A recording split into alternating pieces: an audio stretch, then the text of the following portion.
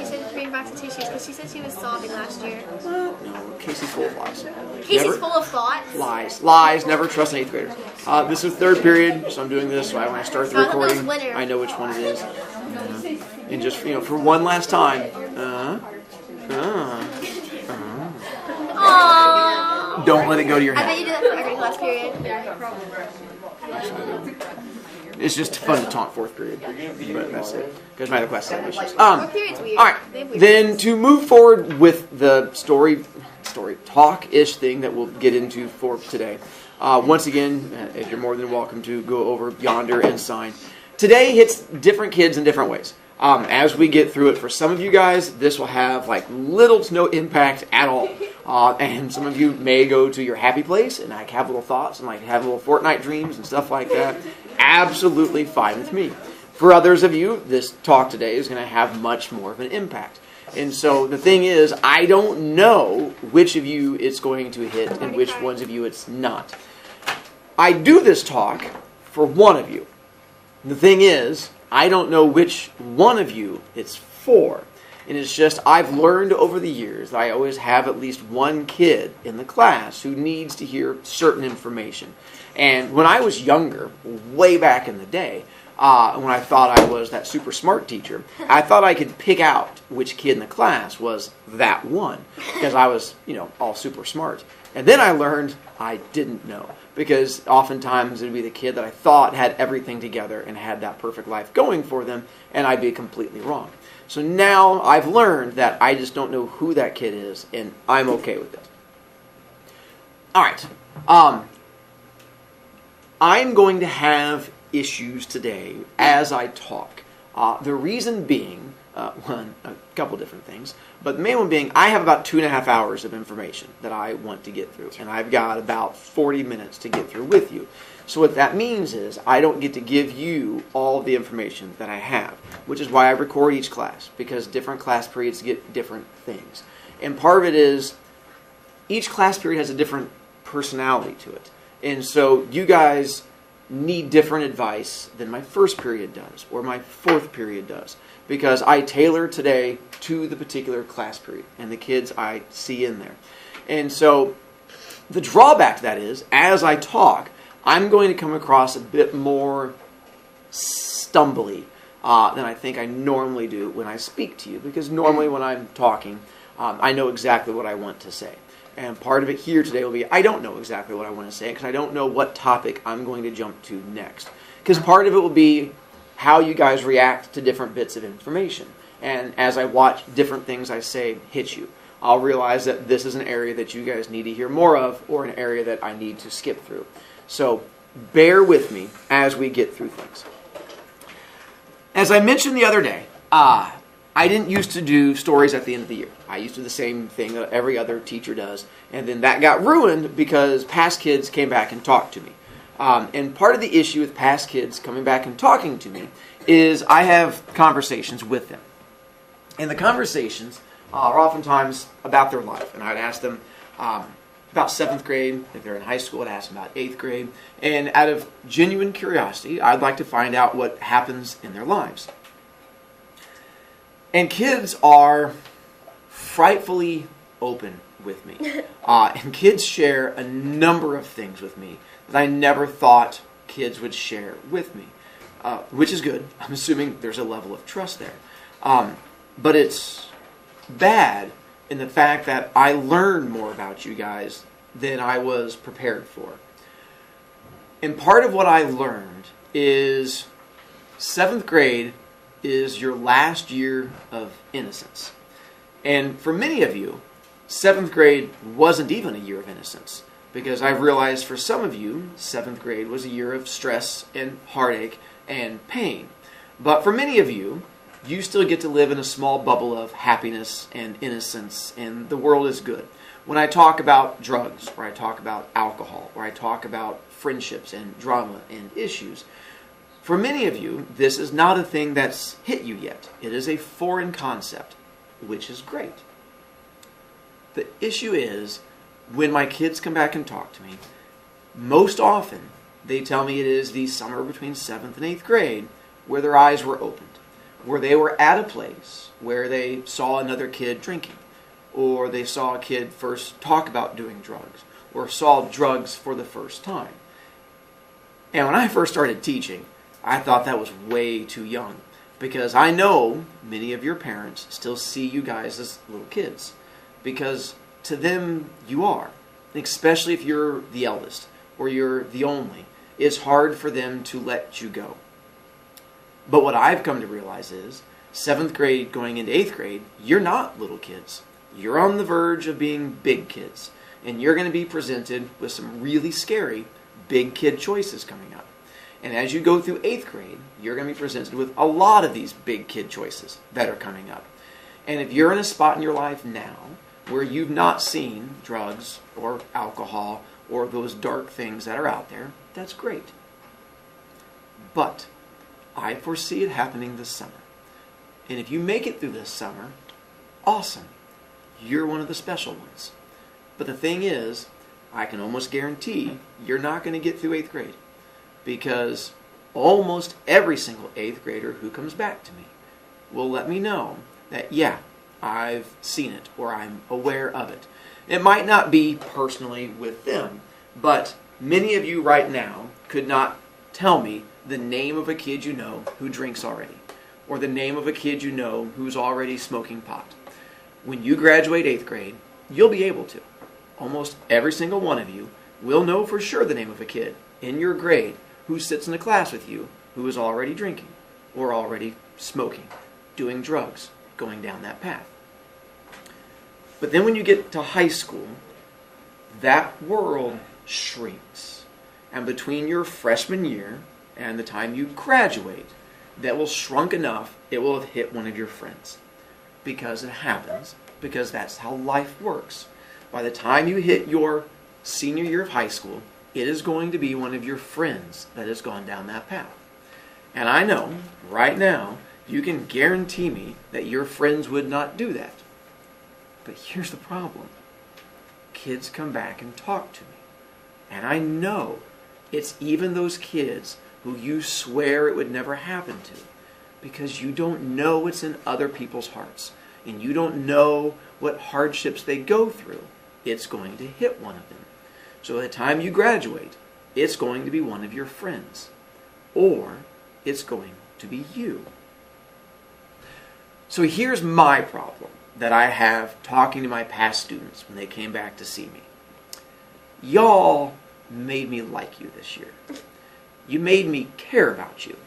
And the problem with me liking you, and the problem with me caring about you, is that I want the best for you. And I don't want you to go down the path of misery and pain and heartache. And I know it's out there. So imagine you have a friend or a family member that you see a path in front of them of misery and heartache and pain. And you want to do everything you can to help guide that family member away from that darkness and pain. This is my day to do that. Because after today, many of you I will never see again. And I don't mean that in a mean way. I mean, for many of you in 8th grade, our paths just won't cross each other. Because you're not going to have classes that bring you near me.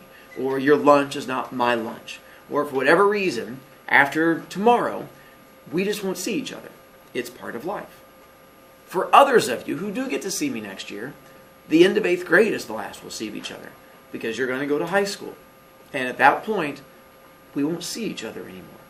Which means, if I want to have an impact on you, if I want to be able to shape your life and push you away from that darkness and that pain and misery, it's today. Today is my last day to have an impact on you. So I spent this past week bearing my soul and doing my best to earn your trust so that today has an impact. So that the information I give you will be the thing that helps bump you in the right direction. And I'll apologize now because I mentioned earlier I didn't have any kids cry in first period. But there was someone who cried in first period. Because what I go through sometimes brings up some emotions. So I'll apologize now. And you can take off when you need to. That's why I'm recording it. No hard feelings whatsoever. If the emotions come up, they're for weak people. And I apologize for any weakness I may show, but I'll do my best to be strong and push through for you. All right, so talking to my past kids, I've taught so many kids over the years that when I see many of you, I see two paths in front of you. I see a good path and a bad path. I see a path of happiness and I see a path of misery. Because I can look at almost every single one of you and I can name a kid that you remind me of that did good things. And I can name a kid that you remind me of that went down the dark path in high school. And I don't want you to go down that dark path. I want you to go down the path of happiness. I don't want you to be the advanced kid that comes to me in high school and drops out, because I've had that kid. And I don't want you to be the kid that comes back to me in high school and talks about getting arrested and having depression and having all of these bad things that happen to them. So I want to try and push you in the right direction. And for some of you, when I look at you and I see these two paths in front of you, the paths are not the same width. For some of you, the path of goodness is really wide, and the path of darkness is really narrow. And I don't worry about you so much, because the chance of you taking that dark path is not very strong. But for others of you, the paths are the same width, and you could go either way. And I could see you going down a path of darkness, and I could see you going down a path of happiness. And there's a few of you who that dark path is wider, and the happy path is harder to find. And it is those kids that worry me. Sorry, is that caring about people thing I try to get past? And it's for those kids that I worry a bit more, and I want to push you in the right direction. I used to do different stories in my advanced classes because I thought you guys led different lives, that you guys led happier, more perfect lives. I didn't have to give you guys the same talks that I gave my regular kids. And then I learned that I was wrong, and that you guys are human just like they are. And a lot of you guys lead lives of pain too, just as much as my other kids do. And pain comes from different places. Pain can come from parental divorce. It can come from neglectful parents, the parents that just aren't there for you, the parents that aren't around when you need them to be. It can come from parents who have addiction to drugs or alcohol. And there's parents who are abusive, whether that be physical or whether that be mental or whether that be emotional. But there's pain out there. And others of you, there's no pain at all. And you lead a happy life. And you have both parents who support you and love you. And you have dinner with them. And everything is great. And this part of my talk does not hit you. And that is absolutely wonderful. But here's what you have to realize. There are kids in your classes who don't have those lives. Whose home lives are not a place of happiness. There's kids at school who are bad kids, who are unhappy kids. And what you have to realize is those kids who are unhappy grow up to be adults. And they don't magically get fixed. You don't go from being a bad kid to magically being a good adult. You go from being a bad kid to being a bad adult.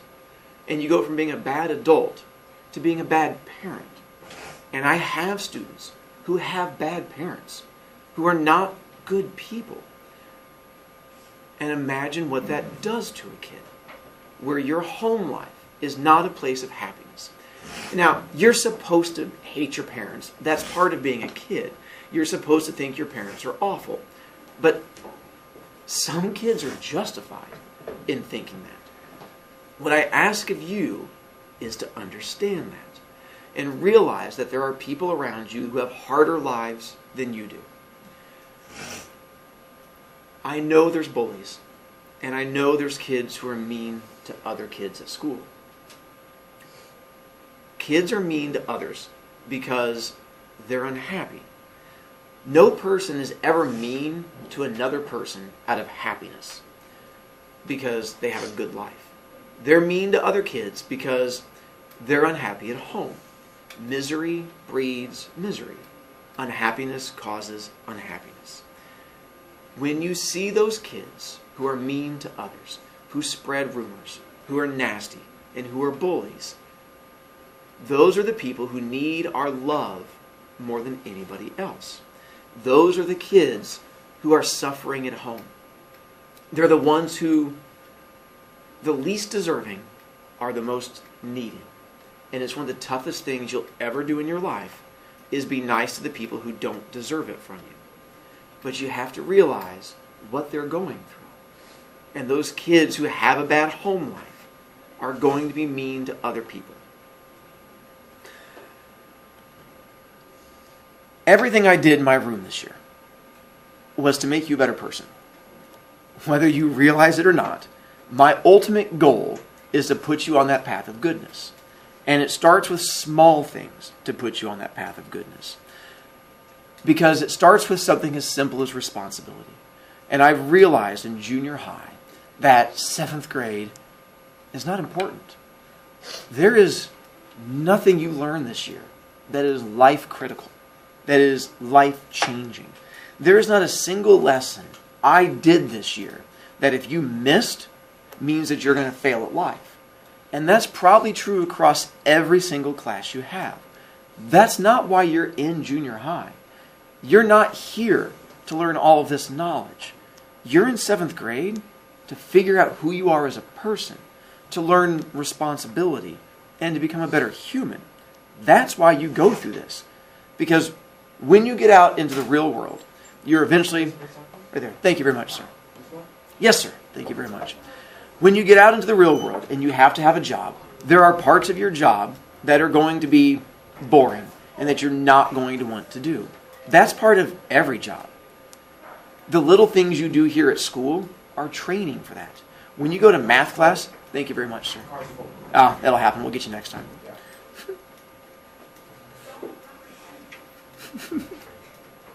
Happiness. When you go to math class and you have to do math problems that are a waste of your time, it's to get you ready for later in life when you have to do things that are going to be a waste of your time. In my class, I set my goal upon making you a better person. All the way down to you having to borrow a writing utensil for me. A chewed up writing utensil that's been sitting in that crate. And so the reason being is bringing a writing utensil to class is a small thing. But it's a basic part of life. You know you have to have a writing utensil. Every day. Every class. It's not a new thing. If you can't do that, how are you going to show up at work in the future? How are you going to get a job at 16 and hold it down? How are you going to be responsible enough to follow the directions that your boss gives you if you can't even bring a pencil to class? And I don't mean that as an attack on you. I mean that as I'm trying to teach you the baby responsibility steps. And for many of you, that's the future. That's way in the future, and it's not a thing you have to care about. But the problem is, for me, I look at you now, and I see you getting ready for college. Because I'm going to senior open houses starting this weekend. And these kids that I see were in my class 5 years ago, but I still see them as 7th graders. It's a blink of an eye for me, from you guys being at this stage to you guys going out in the real world. And I realized with my teaching, it's much more important for me to get you guys ready for the future in little baby steps by making you be responsible, by making you bring a writing utensil, by making you stand in class, by making you come over here to my slow kids section, because I want you to be the best you that you can be. And with my class, I try to make it a place where I will always accept you for who you are. I don't judge you. I might harass you. I might tease you. I most definitely harass and tease some of you. But I'll never make fun of you. And I'll never belittle you, because that's not what I believe in. I'll belittle your choices. And I'll make fun of your choices, because that's what it is. It's a choice. And you know what you can do with a choice? Stop choosing to do it. It's as simple as that. And so I figure if I help make fun of that choice, it becomes a choice you don't want to make. Because I realized early in my teaching how powerful words are, especially the words from an adult. They shape how you view the world. And if an adult tells a kid that they're dumb, or if an adult tells a kid that they're a bad kid, or that they're stupid, or that they're a waste of time, that'll sink in. But if you tell a kid that they're special, and that they can change the world, and that they're a good person, that also sinks in. And I have the power to choose which of my words sink in. And so I always choose positive. I always choose to guide you in that direction. Because, and I know not every teacher views teaching the way I do. But for every single one of you, I always see the two paths in front of you. And I always see that good path. And I know there's a good path there. And so I want to help guide you to that good path as much as I can. So that's what I've tried to do in class. Sorry, trying to think of what I want to go to next. I'm seeing how much time I have left and how much I want to say. I come across as a happy person.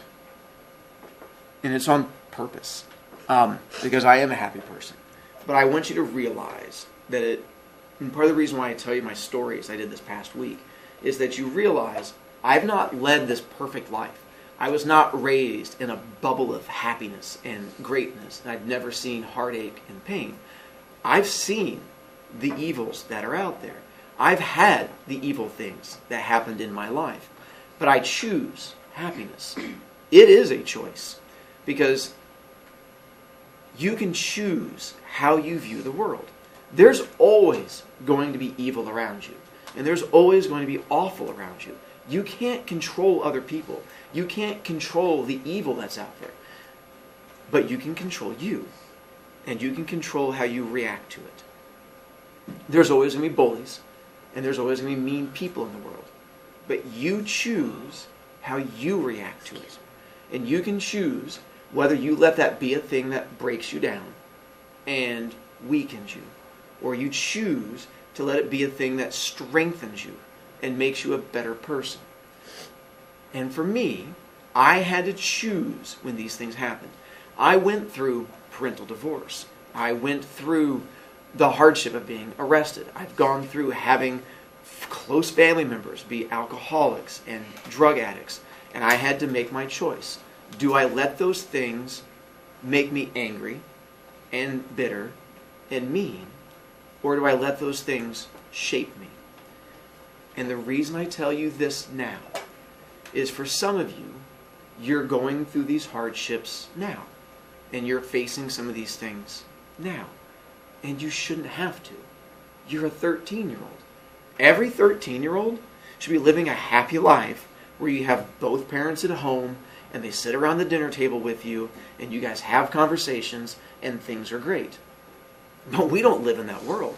We live in a world with divorce and single parents and unhappiness. And you have to make a choice now how you're going to let that stuff shape you. Are you going to let it shape you and become angry at the world? Or are you going to let it shape you and make you stronger? But for some of you, it's not happened yet. Your darkness is still coming. Your pain is still coming. Because you're going to go through pain. You can't get through life without it. At some point in your life, there is going to be a thing that happens to you. There is going to be a devastating thing in your life.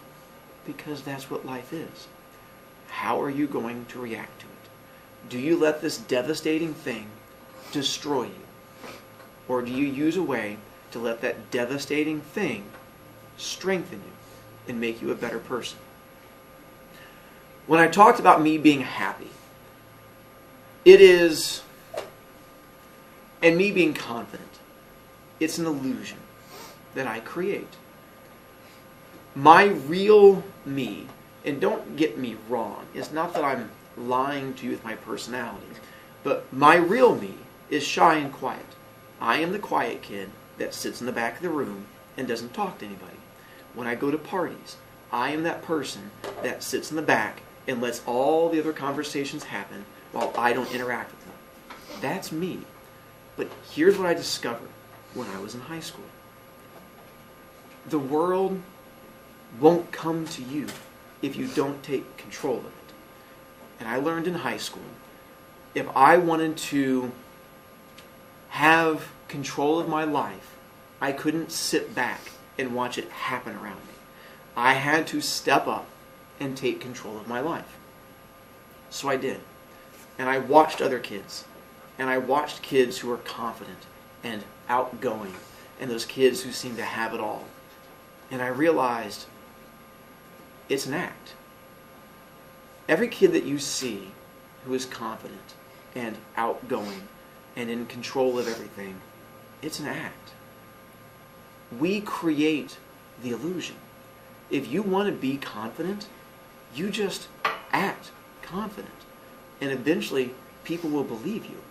When I keep telling you guys over and over again that I'm an awesome person and the most incredible person you'll ever meet, you begin to believe it because I keep telling you that. But realize, you can do the same thing. You just have to embrace it. What is stopping you from doing that? What stops you from being outgoing and confident? What stops you from taking control of the life that you want? The opinions of others. You worry what other people are going to say about you. The most freeing thing that happened to me when I was a kid was a comment my mom made. And I don't even think she realized the power it had when she said it. And I remember I was getting bullied my freshman year because I had really bad acne. And there was a kid in class, in my PE class, who was making fun of me in front of a bunch of girls to make them laugh at me. And the girls were laughing at me, and he was calling me pizza face and stuff like that. And it was awful, and I was upset, and I was sad. I remember going home, and I was in a mood, and my mom was like, "What's wrong?" And I talked to my mom, and I told her about the fact, Chad, who was being a jerk and was being mean to me, and the fact these girls were laughing. She goes, "Oh, I'm sorry." She goes, "Chad's a friend of yours?" And I went, "No, he's a jerk. I hate Chad." She goes, "Oh, those girls are friends of yours." I went, "No, I don't even know who they are. They're just girls in class." She went, "Oh, then why do you care?" I went, "What?" She goes, "Why do you care what those people say?" I go, "Because they're kids in class and they were making fun of me and I felt bad." She goes, "Why do you let them make you feel bad?" I was like, "Because their words hurt." She goes, "Why do you let them hurt? You have control of you. When you let their words hurt you, you're giving them power. If it's not a kid that you respect, why do you care what they have to say?" And it was, at the time, didn't carry the impact until years later when it came back to me. And that's what helped free me and helped give me my confidence, is realizing you choose who impacts your life. You choose who controls your opinion of yourself. And too many of us, not just you, but too many humans, allow the wrong people to influence their opinion of themselves. Allow the wrong kids to tell them how they should think about themselves when they shouldn't. You need to decide this year, next year, going into high school, who are you? What is important to you? Who do you want to be? What is stopping you from being that person? Why are you letting that stop you? Is it fear? Is it fear of others? Then why? Are your friends going to make fun of you? If they do, why are they your friends? If it's other kids that make fun of you, why do you care about them? Why do you give them the power to control who you are? And in high school, I stopped caring about being popular. And I decided I was going to find the few friends that I really liked, who liked me for who I was and weren't going to judge me. And it changed my world. Because I stopped caring about all those other people. And I found a level of happiness that I never could have found any other way. And the weird thing was, I got popular from it. In my last year of high school, I experienced a level of popularity that I never would have dreamed of. But ironically, I didn't care. Because I became popular because I stopped caring about other kids. And I stopped caring about their opinions. And that's what made them all of a sudden to say, wow, this kid's different. But I stopped caring about them. And not stopped caring about them in a mean way, but stopped caring about letting their opinions tear me down. When I became a teacher, it was the same way. I learned my first year of teaching that kids can bully. And I don't mean bully each other. I mean bully teachers. And kids bully teachers all the time. When you guys sit in a class and you fall asleep in a class, or you stare off into space, or you tell a teacher that this class is dumb, or that you just don't do their homework, that's bullying a teacher. Because that's your way of saying, this thing that you love, this thing that's important to you, I don't care about. I think it's trash. And so that's a way of bullying a teacher. And it hurts teachers. Not all of them will let you know it, but it hurts us. Because you're dismissing a thing that we love more than anything else. And that hurt my first couple of years of teaching. Until I realized I needed to stop letting kids have that kind of impact on me too. And that's where I realized I needed to be confident in my teaching. And I needed to choose which people influence me as a teacher. So that's what I started doing. And I changed my teaching style to become confident, to become outgoing, to become funny, because I realized that's what kids needed, and that's what kids wanted. Kids don't want a shy, quiet teacher to just sit back and let things happen. Kids want a teacher who's going to take control and be confident. But here's the thing. It's not just with teachers. It's with anybody. You can do that too. One of the things I want from you as you move forward from today is to figure out who you want to be. And for some of you, shy, quiet kid in back of room is who you want to be. And there is nothing wrong with that. If that's who you are in your soul, that's awesome. And do not let anyone ever make you feel bad about it. You embrace that. And if you are outgoing, happy, friendly person, and that's what's in your heart, you embrace that. But realize, people will attack you. When you're happy and you're confident, it makes unhappy people feel bad about themselves. And they will absolutely attack you for it. And you have to not let them hold you back either. You're going to have to be strong. I've realized in my teaching, I serve different roles for different kids. My first several years of teaching, I thought I was just a teacher, and that's all I did. But that's not all I do. For some kids, it's not just that I'm a teacher, it's that I'm a smiling face, and you don't like your teachers, and you go from one grumpy class to the next, and you get to come in here, and you get to have a smile. For others of you, it was the first time that you got to enjoy English, which is great. For others kids, you needed me to be a disciplinarian.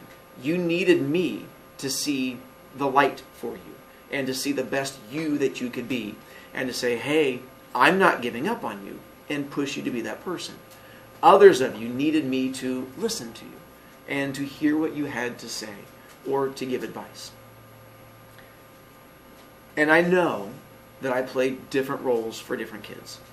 For some of you in here, I was just a teacher, and that's fine. If you went through this year and there was no connection, that's fine. It's okay. Different people connect to different teachers. But what I will tell you is this. If you've been in my class, I care about you. It's why I've done everything this year that I did. So, because of that, I will always listen to you. When I tell you stories of the past kids who come back to talk to me, that's open to everyone. It's not just open to those special kids. It's open to every single one of you. If you ever have the need to talk, please feel free to. And not just next year, throughout high school. And it doesn't have to be in person. You can send me an email, send me a message. I will always reply to every message. It might take me time, because the more I open myself up to people, the more my free time gets eaten up. But I will always reply to you. And I will always listen to what you have to say. For those of you who listen today, and you are friendly enough, but this had no impact on you, that's absolutely fine. Please don't feel it had to, because I have a number of kids who sit through this, and it bounces off of you because it's not affected you yet, and that's okay. For some of you, it's not going to hit you for years, and for others of you, it may never hit you. But if you take anything from this, be you, and don't let the world control who you are. That's it. Enjoy. See? No emotions. Strong like bear.